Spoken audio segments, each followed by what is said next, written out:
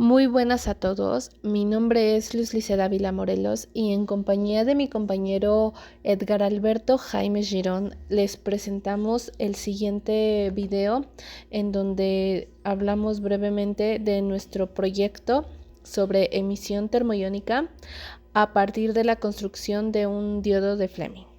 Esperamos sea de su agrado y muchas gracias. Como objetivos tenemos demostrar experimentalmente el efecto de emisión termoiónico mediante la construcción de un diodo vacío de Fleming, esto utilizando materiales caseros, por ejemplo, un frasco, un foco, lámina de metal, tornillos, entre otros. Como segundo objetivo, vamos a estimar la temperatura efectiva del filamento de tungsteno. Resumen.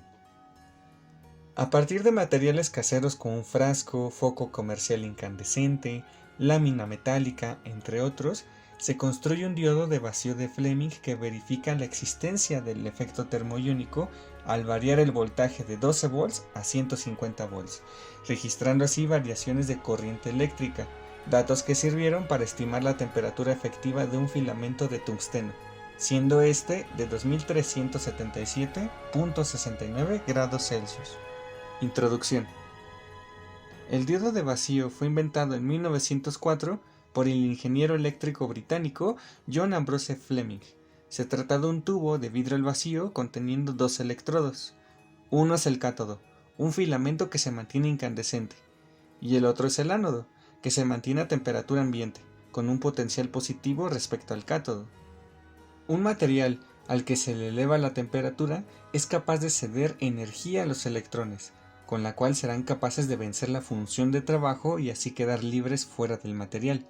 La energía adicional con la cual cuentan los electrones permitirá que algunos de ellos se puedan trasladar a través del vacío hacia el otro material, el colector. De esta manera se obtienen electrones libres que rodean al material emisor y electrones libres que pueden alcanzar al material colector, generando así una corriente eléctrica. A esto se le llama efecto termoiónico. La ecuación que nos va a ayudar a desarrollar el presente trabajo es la que modela cómo la resistividad del tungsteno cambia con la temperatura.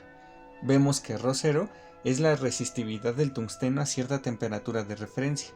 Notemos que es un valor constante que depende del material, al igual que alfa. Alfa es el coeficiente de temperatura de resistividad, y este indica cuánto cambia la resistividad con la temperatura en el tungsteno. Y T resulta ser la temperatura actual del material, del filamento, mientras que T0 es la temperatura de referencia a la cual se midió. Como primer paso, haremos agujeros en la tapa del frasco utilizando la vela, el cual calentará con su llama los clavos y con unas pinzas haremos las perforaciones. Una vez colocados los tornillos dentro de los agujeros en la tapa del frasco, se procede a cortar un segmento de cable, el cual enrollará la parte inferior del bombillo. Se fijará finalmente con silicona caliente para evitar que este se desenrolle.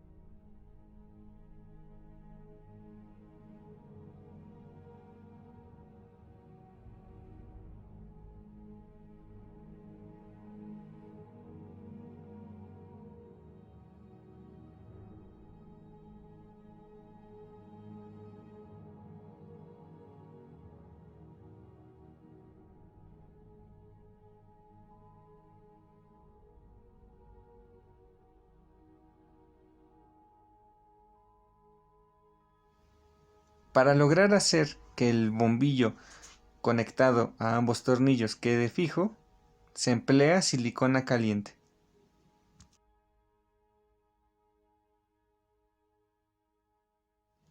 Posteriormente se hace pasar el tornillo más largo a través de uno de los agujeros, esto con el fin de poner dos tuercas que van a fijar la placa metálica. Nótese que la placa metálica debe quedar justamente encima del filamento de tungsteno del bombillo, aproximadamente a 1 centímetro. Para lograr hacer un buen vacío, lo que se hace es colocar teflón a lo largo del frasco para finalmente sellarlo con la misma tapa. Finalmente, se sigue el siguiente diagrama de conexiones con el fin de terminar el montaje experimental. Lo que sigue es encender los respectivos aparatos, dejando la bomba de vacío funcionando al menos 3 minutos.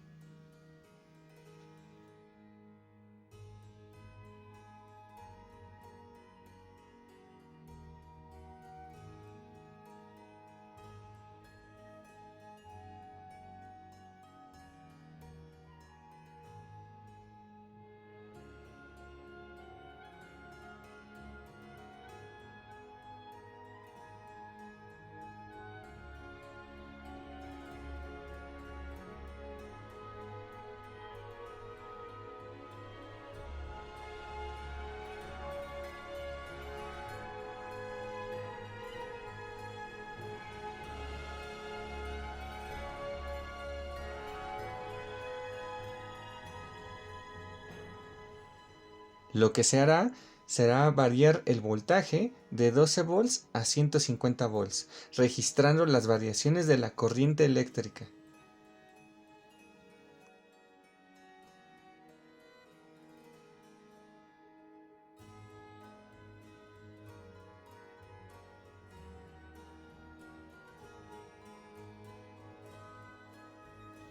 Bueno, en esta sección presentamos los resultados. En la pantalla se puede observar la tabla de voltaje y corriente medidos en el laboratorio. Y bueno, al graficar estos datos podemos observar que en primera instancia la corriente de saturación en esta práctica se alcanza en 0.5 amperes, mientras que el voltaje de inicio es de 120 volts. Y bueno, en la gráfica se puede observar que el voltaje de 12 y 24 volts tenemos unos saltos de corriente que no son muy grandes entre sí. Esto debido a que esta zona es conocida como la región de ruptura o conducción, y pues en esta zona se genera gracias a que la corriente apenas comienza a fluir debido a la emisión termoiónica, pero no es muy alta.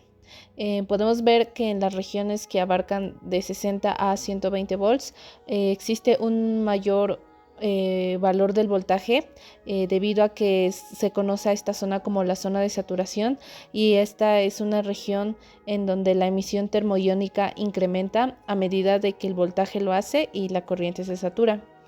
Finalmente podemos observar como los valores medidos de 130 a 150 volts, cómo la gráfica se va ralentizando o desacelerando en el valor de la corriente, debido a que, a pesar de que la corriente sigue aumentando, la emisión termoiónica alcanza un punto en donde la tasa de liberación de electrones se desacelera. También, de hecho, gracias a la tabla que podemos observar en pantalla, podemos deducir que la luminosidad en 120 volts y la corriente de 0.5 amperes nos supone que estos son el voltaje y amper correspondiente a la cual el foco opera normalmente. Conociendo esto y observando la siguiente imagen, la siguiente diapositiva, podemos ver que si aplicamos la ley de Ohm a los valores anteriores, obtenemos un valor de la resistencia de 220 ohms. Y bueno, del fabricante sabemos que el valor del área es de 1.12 por 10 a la menos 10 metros cuadrados, y la longitud viene dada a como 0.05 metros. Entonces sustituimos los valores para obtener y calcular Rho, en donde encontramos un valor de Rho de 5.37 por 10 a la menos 7 ohm por metro. Una vez obtenido el valor de Rho, podemos estimar la temperatura efectiva del filamento de tungsteno T con la expresión que se muestra en pantalla. Sustituyendo los valores y calculando, llegamos a un valor aproximado de T igual a 2377.6 grados centígrados. Es necesario resaltar que De acuerdo a la literatura, la temperatura del filamento en un foco incandescente típicamente oscila entre 2700 grados centígrados a 3300 grados centígrados durante su funcionamiento, pero la temperatura real que experimenta la superficie del foco, que es lo que podría afectar si la superficie se toca, pues es más baja. Dicha temperatura de la superficie podría ser de orden de 200 grados centígrados a 260 grados centígrados en un foco incandescente estándar. Es decir, obteniendo la temperatura efectiva, logramos una estimación de la temperatura de la superficie del filamento sin conocer la curva de emisividad del cuerpo, en función de la longitud de onda. Particularmente nos alejamos del mínimo de 2700 grados centígrados por únicamente 322.31 grados centígrados. Bueno, y nuestras conclusiones. Durante el experimento de emisión termoiónica con el diodo de Fleming, se pudo verificar el efecto termoiónico, observando que los electrones efectivamente, al ser liberados por el cátodo, producen un movimiento dirigido hacia el ánodo cuando se aplica un campo eléctrico en el circuito. De hecho, este comportamiento es fundamental para comprender el funcionamiento de dispositivos electrónicos como los diodos. Adicionalmente, logramos obtener un valor muy cercano a la temperatura efectiva del filamento de tungsteno utilizado como cátodo. Este valor nos ayuda a contribuir a la comprensión más detallada de los principios físicos involucrados en la emisión termoiónica y pues nos ofrece información valiosa para el diseño y la optimización de dispositivos electrónicos basados en este fenómeno. Y bueno, este valor pues está directamente relacionado con la cantidad de electrones emitidos debido al efecto termoiónico. Bueno, y aquí está nuestra bibliografía y bueno, como sugerencias para las personas que llegarán a realizar este proyecto, es que si se incorpora un medidor de temperatura en el experimento, se puede calcular la constante A de Richardson, que es justamente la que caracteriza la eficiencia de emisión del material, proporcionando una medida cuantitativa de la relación entre la temperatura y la emisión termoiónica. Además de que si se incluye un variador de luz o dimmer, se podría o se revela como una estrategia eficaz para ejercer un control preciso sobre las variables de voltaje y corriente. Debido a que este dispositivo permite modular los pulsos de voltaje, entregando un máximo de 110 volts en nuestro caso, lo que facilitaría la manipulación y ajuste de las condiciones del experimento.